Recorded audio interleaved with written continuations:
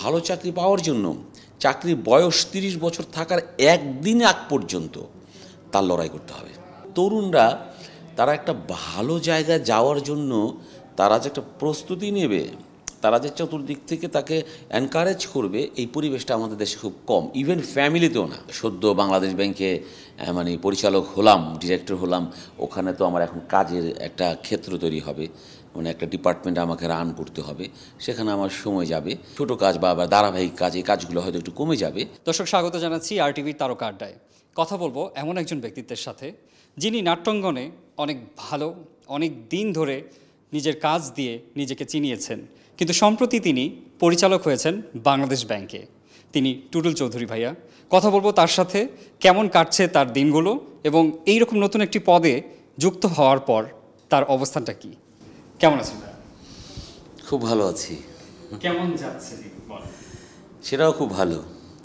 হ্যাঁ, অবশ্যই, কারণ আমাদের দেশে তো মানে বলা হয় যারা মানে অভিনয় করে, নাটক ফাটক যারা করে, এইভাবে বলে আর কি, তারা আসলে ভালো স্টুডেন্ট না বা অন্যান্য ক্ষেত্রে তারা সফল না, মানে সব কিছুতে ব্যর্থ হয়ে তারা মিডিয়াতে কাজ করছে, এরকম একটা নেগেটিভ তো প্রচার আছেই। তো আমার ভেতরে এই বোধটা ছিল যে আমি নাট্যচর্চা করব এবং পাশাপাশি আমি ভালো স্টুডেন্টও হব এবং আমি চাকরি ক্ষেত্রেও আমি সফল হব, এরকম একটা ভেতরে আমার একটা চাপা চ্যালেঞ্জ ছিল। এবং সত্যি সত্যি যখন আমি বাংলাদেশ ব্যাংকে, আমি যখন প্রথম থিয়েটার করতাম, যখন আমি বাংলাদেশ ব্যাংকে চান্স পেলাম, ফার্স্ট যখন অ্যাসিস্ট্যান্ট ডিরেক্টর হিসেবে জয়েন করলাম, তারপরে ভাবছিলাম যে আমি মিডিয়া করে বাংলাদেশ ব্যাংকের চাকরিটা চালাতে পারবো কি না। আমি কিন্তু কষ্ট করে চালাতাম, দুই দিকে ব্যালেন্স করতাম। এক্ষেত্রে বাংলাদেশ ব্যাংকে অবশ্যই ধন্যবাদ দিতে হয়, পাশাপাশি মিডিয়াতে যাদের সাথে কাজ করতাম সেই ডিরেক্টরগুলো, তাদেরকেও ধন্যবাদ দিতে হয়। তারা যখন জানতো যে না, টুটুল হয়তো একটা জব করে, ওনাকে কিছুটা ছাড় দিতে হবে, তো এই ছাড়টা আমরা পেতাম।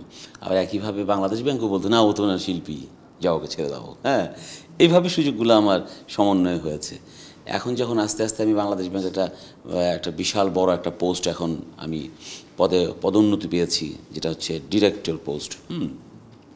এবং এইটা আমি সত্যি আমি গর্বিত যে আসলে পারা যায়, মানুষ যদি চেষ্টা করে তাহলে পারা যায়, এটি আমার অনুভূতি।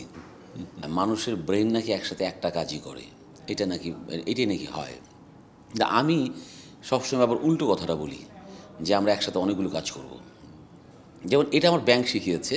আমার জন্য ব্যাংকে যখন জয়েন করার পর প্রথমে আমরা ফাউন্ডেশন ট্রেনিং করছিলাম, তখন বলতো যখন তুমি ম্যানেজার হবা তুমি একসাথে 4-5টা কাজ করবা।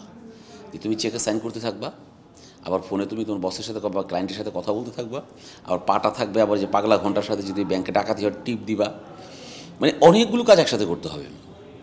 এটা কেন যে একটা ধারণা আছে যে ব্রেন নাকি একটা কাজই করে, আসলে আমি ঠিক জানি না, কিন্তু একটা মানুষ একসাথে অনেকগুলো কাজ করতে পারে।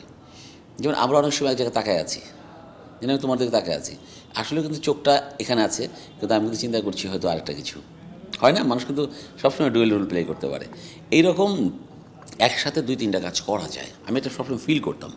সদ্য বাংলাদেশ ব্যাংকে মানে পরিচালক হলাম, ডিরেক্টর হলাম, ওখানে তো আমার এখন কাজের একটা ক্ষেত্র তৈরি হবে, মানে একটা ডিপার্টমেন্ট আমাকে রান করতে হবে, সেখানে আমার সময় যাবে এবং কিছু দায়িত্ব পালন করতে হবে। এক্ষেত্রে হয়তো আমার কিছু মানে ছোটো কাজ বা ধারাবাহিক কাজ, এই কাজগুলো হয়তো একটু কমে যাবে, কিন্তু গুছিয়ে বড় কাজ করার প্ল্যান আছে। আমার খুব ইচ্ছে করে আমার তরুণদের সাথে কথা বলতে।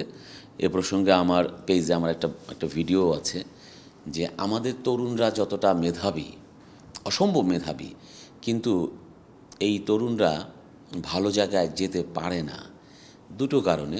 একটা হচ্ছে তারা সেলফ মোটিভেটেড না, তারা আশেপাশের মানুষ দিয়ে খুব বেশি বায়াসড হয়ে যায়।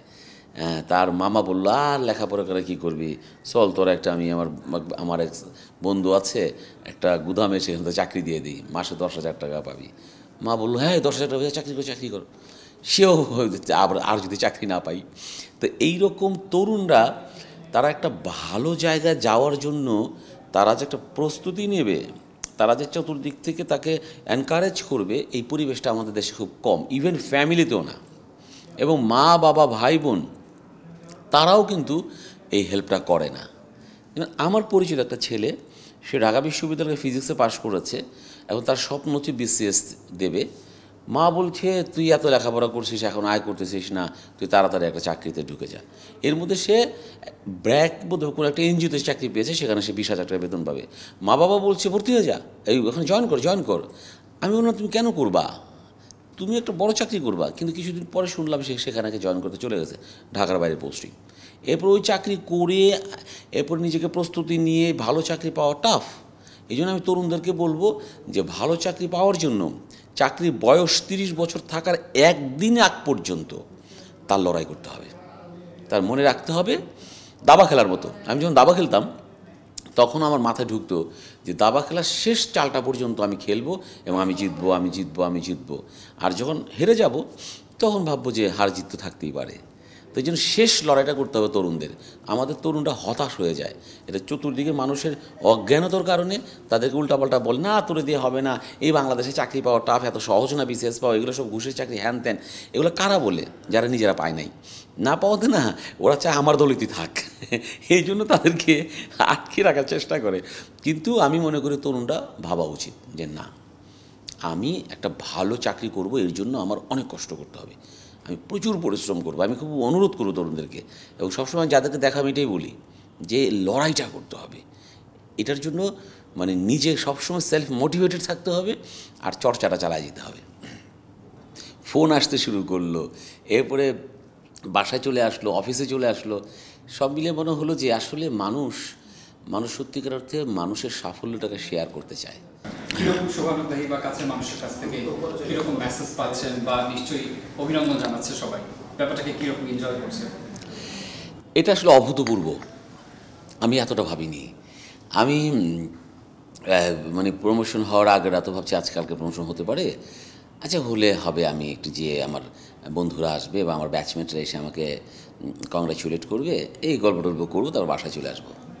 কিন্তু ভাবনার জায়গা থেকে বাস্তবতা এত বেশি মানে ভিন্ন। ব্যাংকের ক্ষেত্রে তো হয়েছেই, বন্ধুরা এসছে, আমি এই ইয়ের ভিত্তিতে কী বলে মেধার ভিত্তিতে আমি প্রমোশন পেয়েছি, সব কিছু মিলিয়ে চমৎকার। কিন্তু সত্যিকার অর্থে মানে আমি তোমাদেরকেই বলবো, মানে তোমরা বিষয়টাকে এত ভালোবেসে নিয়েছো, হুট করে দেখি একটা মানে নাম আমি বলে ফেলি, চ্যানেলেতে একটা অনলাইনে একটা নিউজ চলে আসে, সাথে সাথে আসতে শুরু করলো